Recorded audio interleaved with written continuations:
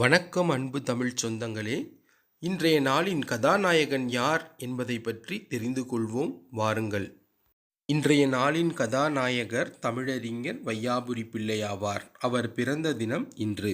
நெல்லை மாவட்டத்தில் உள்ள சிக்கனரசையன்பேட்டை என்ற ஊரில் 1891ஆம் ஆண்டு அக்டோபர் 12ஆம் தேதி சரவண பெருமாள் பாப்பம்மாள் தம்பதியருக்கு மகனாக பிறந்தார்.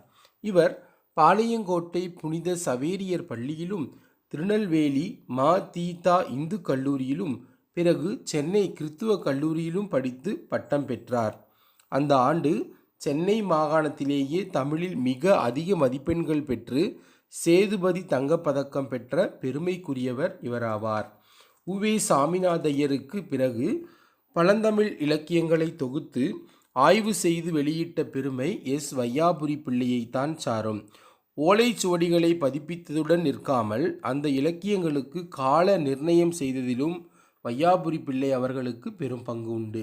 வையாபுரி பிள்ளை 1926ஆம் ஆண்டு சென்னை பல்கலைக்கழகம் உருவாக்கிய தமிழ் அகராதியின் பதிப்பாசிரியராக பொறுப்பேற்றார்.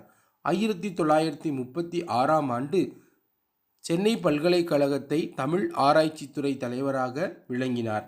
1946 வரை அப்பணியில் சிறப்பாக செயல்பட்டு பல ஆராய்ச்சியாளர்களை உருவாக்கினார்.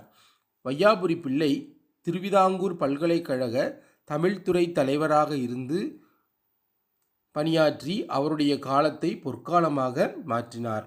சுமார் 4 ஆண்டுகள் அப்பதவியில் இருந்து வையாபுரி அவர்கள் மலையாள மொழி லெக்சிகன் பதிப்பிக்கும் பணியில் ஈடுபட்டார். அதன் உறுப்பினராகவும் பணியாற்றிய பெருமைக்குரியவர் வையாபுரி பிள்ளை. அவர் நினைவை இன்று நாம் போற்றுவோம்.